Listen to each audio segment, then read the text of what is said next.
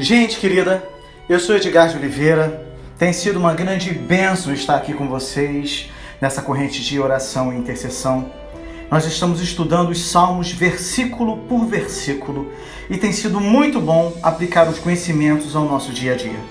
Se você é apenas ouvinte e não praticante da palavra, os frutos que você colherá não te conduzirão a uma vida plena e feliz na presença de Deus. Mas se você tem se esforçado em ser praticante da palavra de Deus, a sua vida é o seu maior testemunho. Que Deus continue te conduzindo pelas veredas da justiça e te faça prosperar sempre no caminho de uma vida piedosa e cheia de bons frutos. Hoje analisaremos o Salmo 22 e após iremos clamar a Deus, colocando diante dele as nossas súplicas, os nossos pedidos, e Deus mais uma vez vai revelar a sua doce face através da sua gloriosa palavra. Amém? Antes de qualquer coisa, se você ainda não é inscrito aqui no canal, se inscreva, pois aqui você vai aprender a Bíblia versículo por versículo e a história do cristianismo em ordem cronológica, além de ter acesso a uma grande quantidade de estudos bíblicos e louvores. É só acessar as nossas playlists para que você possa conhecer melhor o canal. Seja muito bem-vindo. O Salmo 22 é um salmo de Davi que foi enviado ao mestre de música, o cantor Mor, para que fizesse a melodia deste salmo. Muitos estudiosos dizem que o título do salmo é A Corça da Manhã e que isso diz respeito ao Senhor Jesus, conforme certa metáfora poética bem conhecida. Acima de todos os outros salmos, este é o salmo da cruz. O nosso Senhor pode mesmo tê-lo repetido palavra por palavra quando estava pendurado na cruz. Seria muita ousadia afirmar que foi assim, mas até o leitor casual vê que poderia ter sido assim. Começa com: Deus meu, por que me desamparaste?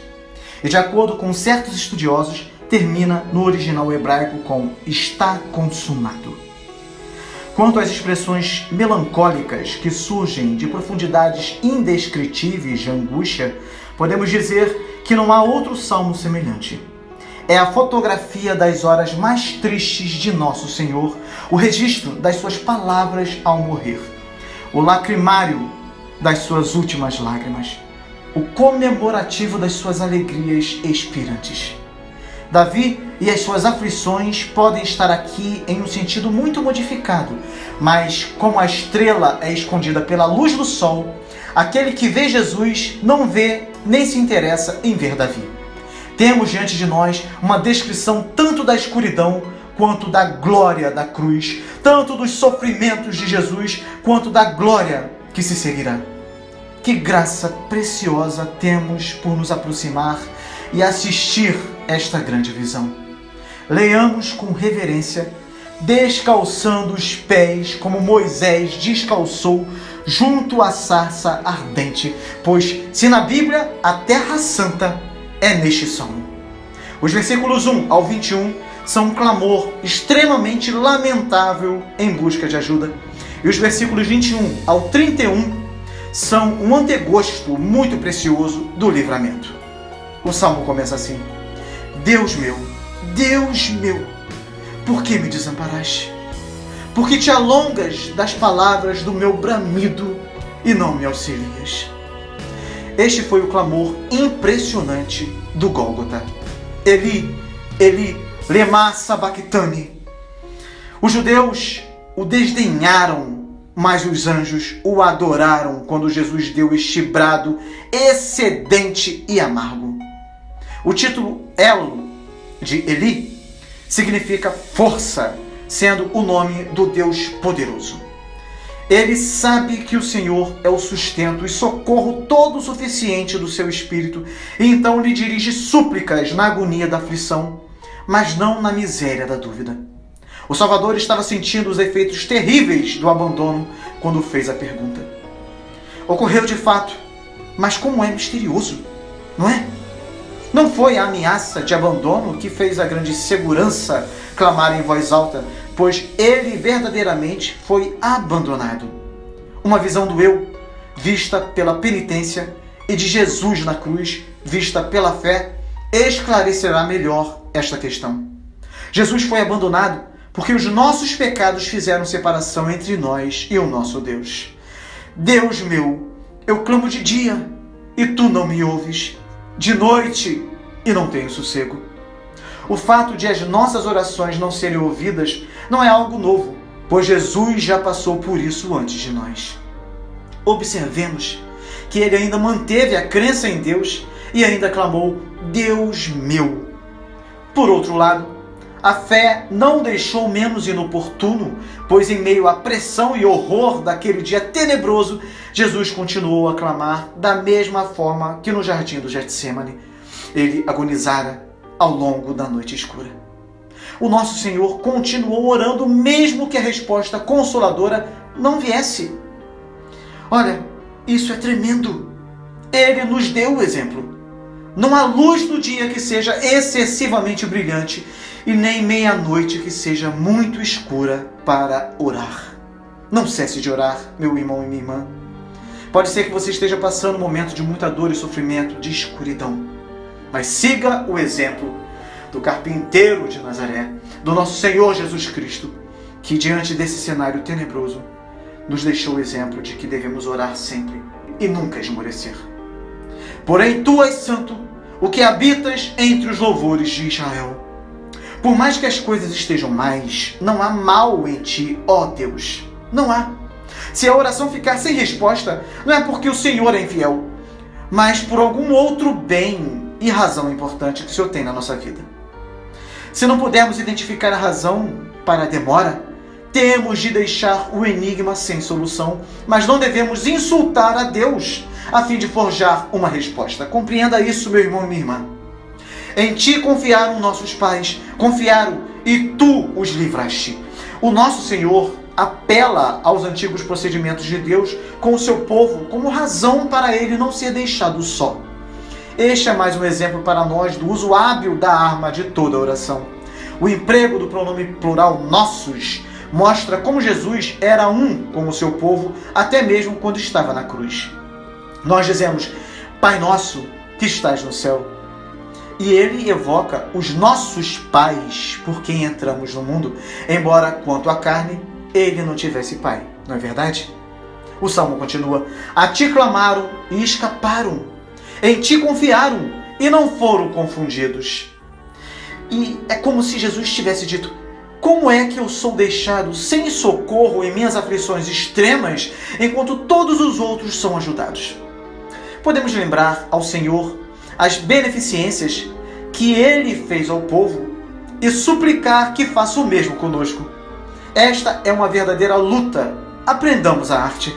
Observemos que os santos da antiguidade clamaram e confiaram e que nas nossas dificuldades temos de fazer o mesmo. O resultado invariável era que eles não foram envergonhados pela esperança, pois o livramento veio no devido tempo. Esta mesma porção feliz também será a nossa. Amém? Mas eu sou verme e não homem, opróbrio dos homens e desprezado do povo. Este versículo é um milagre em linguagem. Veja só, como pôde o Senhor da Glória ser levado a tal humilhação a ponto de ser mais baixo, não só em relação aos anjos, mas também em relação aos homens. Que contraste entre eu sou e eu sou verme. Você já parou para pensar?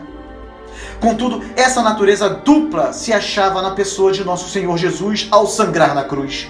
O homem, por natureza, não passa de verme, mas o nosso Senhor se põe até mesmo debaixo do homem, por causa do desprezo de que foi alvo e da fraqueza que sentiu, acrescentando, e não homem. Os privilégios e bênçãos que pertenciam aos pais, ele não podia obter enquanto estivesse abandonado por Deus, e atos comuns de humanidade não lhe foram permitidos, porque foi rejeitado pelos homens. Ele foi proscrito da sociedade da terra e excluído do sorriso do céu.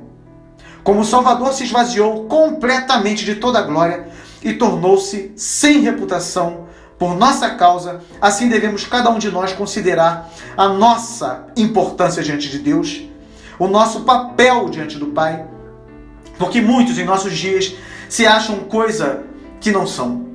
se veem numa posição de cabeça e não cauda, como muitos afirmam, de que são filhos de Deus e por isso são herdeiros de todas as bênçãos de Deus, e Deus nesse processo acaba sendo mordomo, ao invés de nós, o povo de Deus, sermos os seus mordomos, que devem administrar bem toda a riqueza que nos é confiada pelo Mestre. Tenhamos cuidado. Olhemos esse texto e analisemos a postura do nosso Senhor Deus, que se humilhou a tal ponto de se considerar como um verme e não como um homem. Oh, glórias ao Senhor Deus! E tudo isso Ele fez por nossa causa, aplacando a ira do Pai sobre nós por amor. Todos os que me veem zombam de mim, estendem os beiços e meneiam a cabeça, dizendo: confiou no Senhor, que o livre. Livre-o, pois nele tem prazer. Jesus foi afligido. O ferro entrou-lhe na alma. Os escárnios suportados pelo nosso Senhor eram do tipo mais cruel.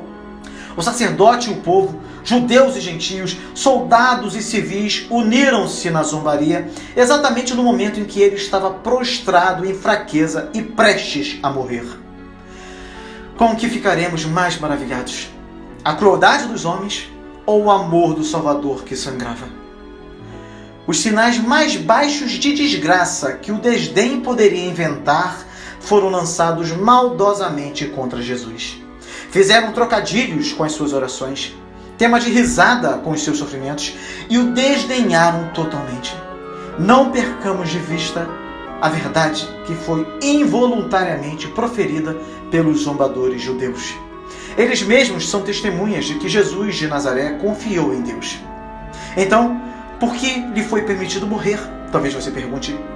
O Senhor outrora livrara os que colocaram os seus fardos nele. Então, por que este homem foi abandonado? Eles não compreenderam a resposta. Mas tu és o que me tiraste do ventre, o que me preservaste, estando ainda aos seios de minha mãe. Sobre ti fui lançado desde a madre. Tu és o meu Deus desde o ventre de minha mãe. O Filho do Homem, que foi maravilhosamente gerado pelo Espírito Santo, foi de maneira especial assistido pelo Senhor quando nasceu de Maria. A pobreza de José e Maria, longe dos amigos e de casa, os levou a ver a mão carinhosa de Deus no porto seguro da mãe e do nascimento feliz do filho. Esse filho que agora luta a grande batalha da vida, usa a misericórdia da sua natividade como argumento com Deus. A fé encontra armas em todos os lugares. Para aquele que deseja crer, nunca faltará razões. Guarde isso no seu coração. Não te alongues de mim, pois a angústia está perto e não há quem ajude. A sua grande aflição era que Deus o abandonara, e a sua grande oração é que ele estivesse perto. Um senso vívido da presença divina é uma firmeza poderosa para o coração em tempos de angústia. Muitos touros me cercaram, fortes touros de Bazã me rodearam. Abriram contra mim suas bocas como um leão que despedaça e que ruge. Os sacerdotes, anciãos, escribas, fariseus, reis e capitães vociferavam em volta da cruz como animais selvagens. Alimentavam-se nas pastagens ricas e solitárias de Bazã, plenos de força e fúria. Andavam com passos pesados e espumavam de raiva ao redor do inocente, querendo escorná-lo até a morte com crueldade. Imagine o Senhor Jesus como homem desamparado, desarmado e nu, lançado no meio de uma manada de bois selvagens e enfurecidos. Eram brutais como touros, muitos e fortes, e o menosprezado estava totalmente só e pendurado nu em uma cruz. Este foi o cenário do nosso Senhor naquele dia terrível. Como água me derramei, e todos os meus ossos se desconjuntaram. O meu coração é como cera, e derreteu-se dentro de mim.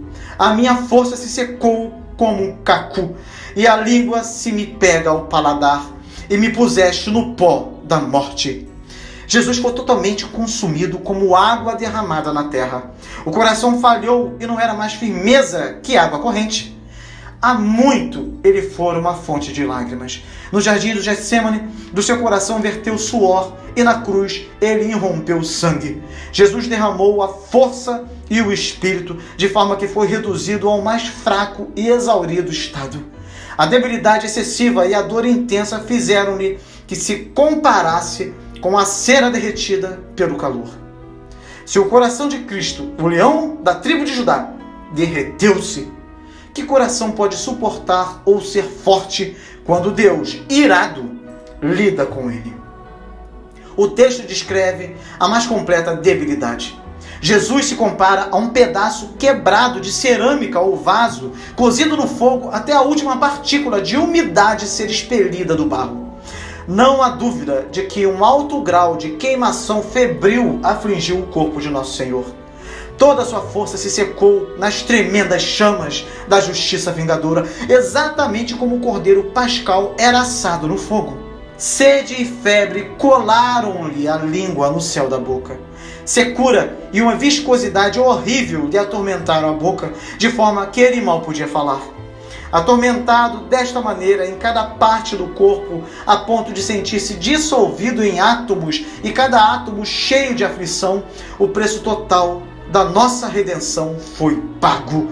Glória a Deus, aleluia, pois me rodearam cães, o ajuntamento de malfeitores me cercou, transpassaram-me as mãos e os pés.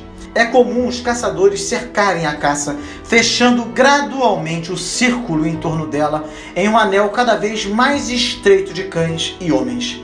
Esse é o quadro que temos diante de nós. No centro temos não um antílope ofegante, mas um homem que está perdendo sangue e desfalecendo, e ao redor estão os desgraçados, enfurecidos e inclementes que o acossaram para matá-lo. Temos aqui a corça da manhã, de quem o Salmo tão lastimosamente canta, caçado por cães sanguinários ávidos para devorá-lo.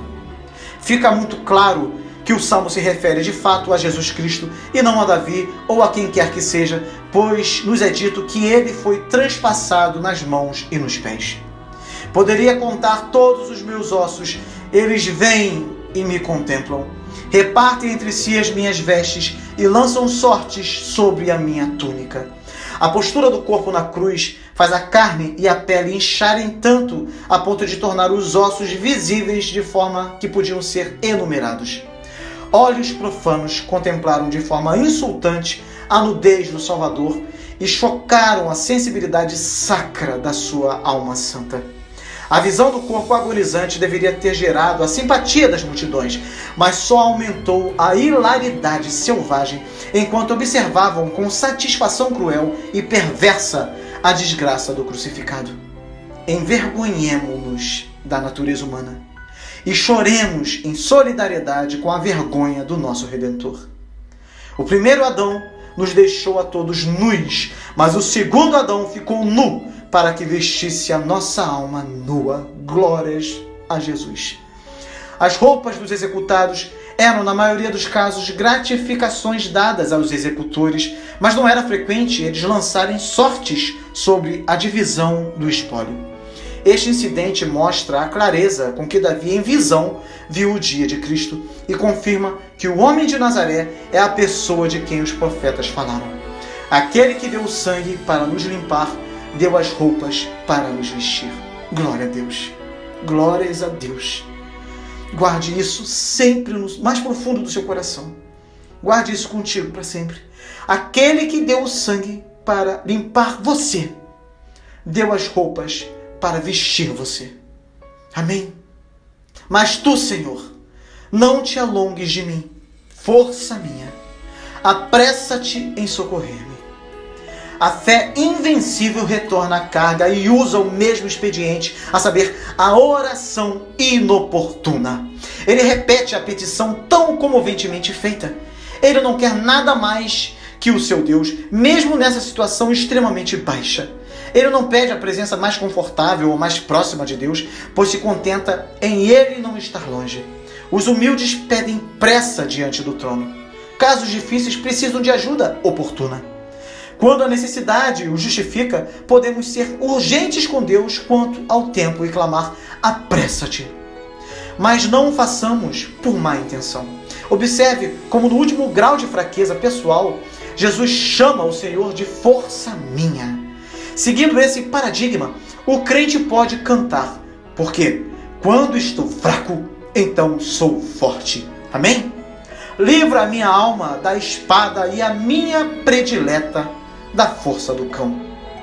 Por espada, Jesus quer dizer a ruína que, como homem, ele temia. Por predileta, queria dizer a alma, a vida que é muito querida para todo homem. No original hebraico consta a minha única, sendo a nossa alma querida, porque é a nossa única alma. O cão pode significar Satanás, esse Cérbero, esse vira-lata maldito e amaldiçoado. Ou então se trata do grupo dos inimigos de Cristo, que, embora numerosos, eram tão unânimes como se fossem um, e de comum acordo procuravam despedaçá-lo. E se Jesus clamou, por ajuda contra o cão do inferno, muito mais nós devemos clamar continuamente a Deus. Salva-me da boca do leão. Sim, ouve-me desde as pontas dos unicórnios. Satanás é chamado leão, e muito adequadamente, pois ele tem todas as características deste animal. É tão corajoso quanto o leão, tão forte, tão furioso e tão terrível quanto o rugido do leão. É até pior. Ao leão falta sutileza e desconfiança. Nisto o diabo é mais que o leão. O leão poupará o prostrado, o diabo não poupa ninguém. O leão está saciado e se abstém, o diabo está saciado e devora mais. Ele busca a todos. A palavra unicórnio, usada aqui, no original hebraico é re'en, e é bem provável que se refira aos búfalos ou touros selvagens. Então declararei o teu nome aos meus irmãos, louvar-te-ei no meio da congregação. O prazer de Jesus sempre está com a igreja. Jesus prevê a felicidade de ter comunicação com o povo. O seu desejo é ser mestre e ministro deles. Que tema precioso é o nome do nosso Deus. É o único digno do unigênito, cuja comida e bebida era fazer a vontade do Pai. Com essa decisão do nosso Senhor, aprendemos que uma das maneiras mais excelentes de mostrar a nossa gratidão pelos livramentos tidos é contar aos nossos irmãos o que o Senhor fez por nós. Vós que temeis ao Senhor, louvai-o todos vós, descendência de Jacó. Glorificai-o e temei-o todos vós, descendência de Israel. Imagine aqui o nosso Senhor falando a toda a igreja. Ele exorta os crentes a unir-se a Ele em oração de graças. A sabedoria do Evangelho é louvor. Judeus e gentios salvos pela graça soberana têm de estar interessadíssimos na santa obra de glorificar o Deus da nossa salvação. Todos os santos devem unir-se nos cânticos. Nenhuma língua pode estar calada, nenhum coração pode permanecer frio. Jesus nos chama a glorificar a Deus. Podemos recusar? Todo Israel espiritual teme ao Senhor. E virá o dia em que o Israel segundo a carne será levado à mesma mentalidade. Quanto mais louvamos a Deus, mais reverentemente o tememos. E quanto mais profunda for a reverência, mais desfrutável será a canção. Porque não desprezou nem abominou a aflição do aflito, nem escondeu dele o seu rosto, antes, quando ele clamou, o ouviu.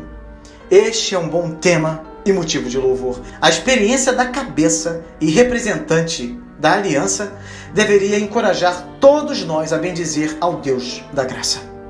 Nunca um homem foi tão afligido quanto o nosso Salvador em corpo e alma, por amigos e inimigos, pelo céu e pelo inferno, na vida e na morte. Ele foi o primeiro na categoria dos afligidos, mas todas essas aflições foram enviadas em amor, e não porque o Pai o menosprezou e o abominou. É verdade que a justiça exigia que Jesus levasse o fardo, que como substituto ele se dispôs a levar, mas o Senhor sempre o amou e em amor pôs essa carga nele, com vistas à glória e à realização do mais querido desejo do seu coração. Sob todas as aflições, o nosso Senhor foi honorável e ilustre aos olhos do Pai, a joia sem igual do coração do Senhor.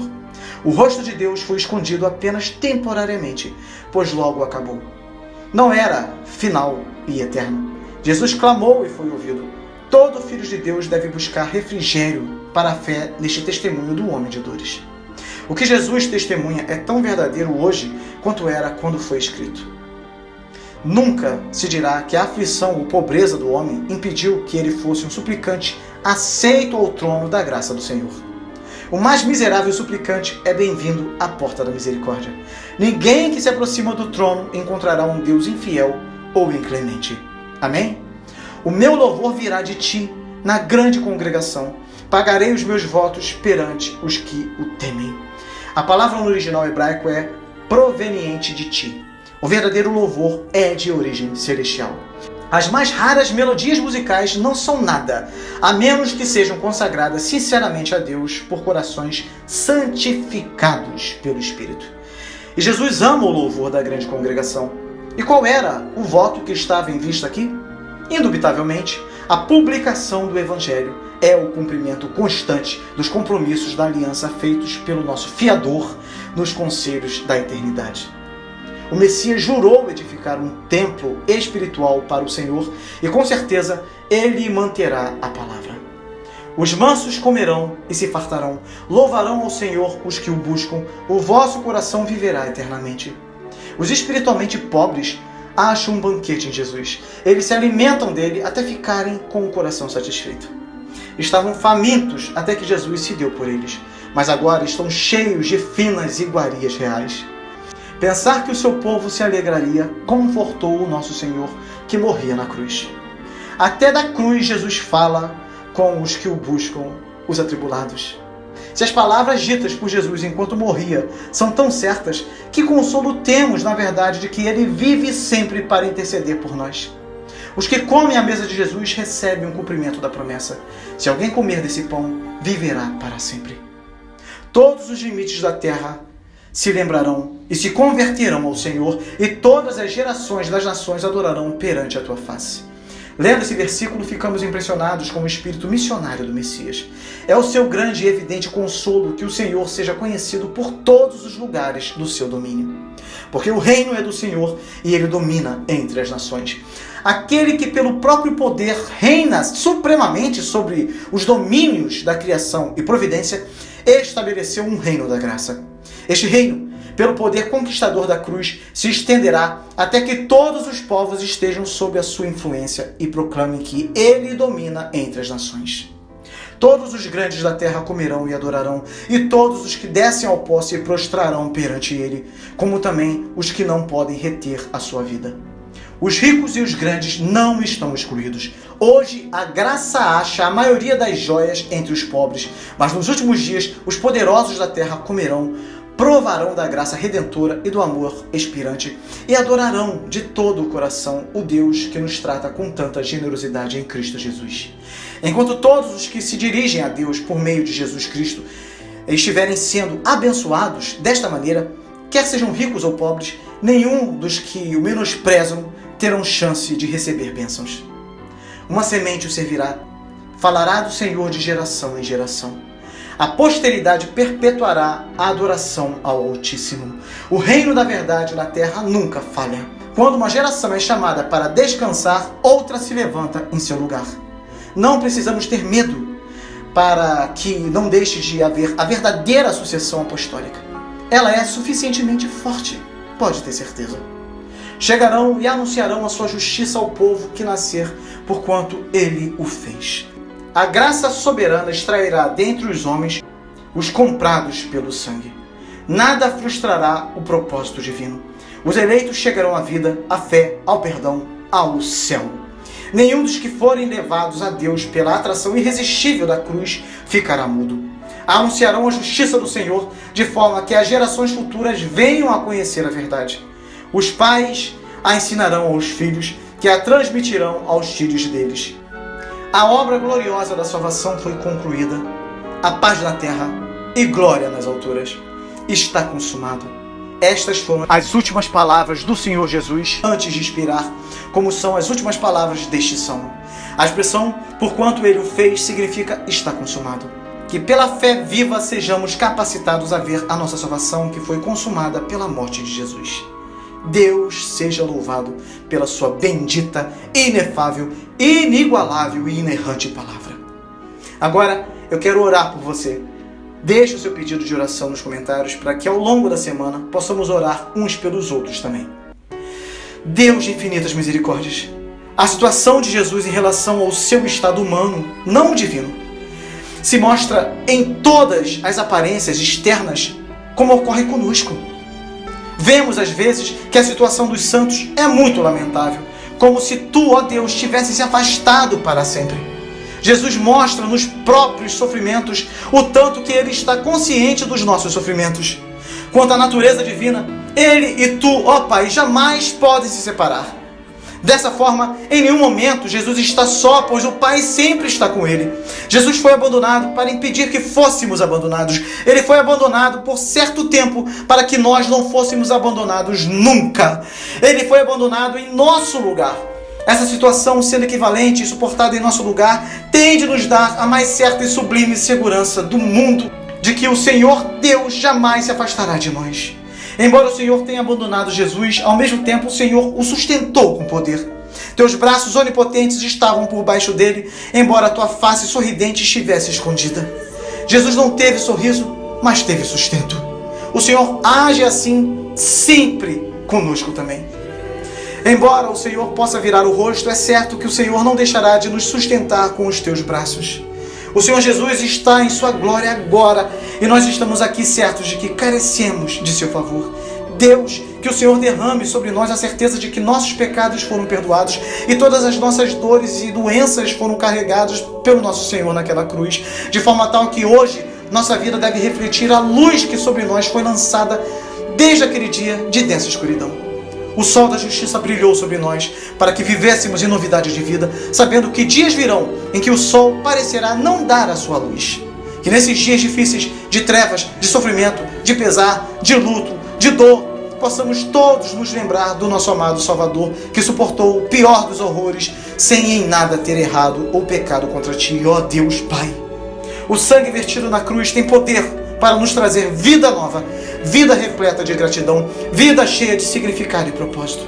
Que os nossos olhos estejam constantemente voltados para aquela cena, pois ela representa a maior prova de amor que o Senhor, Deus Pai, derramou sobre nós ao enviar o teu amado Filho para morrer por amor e para possibilitar a vida eterna a todos os que nele creem.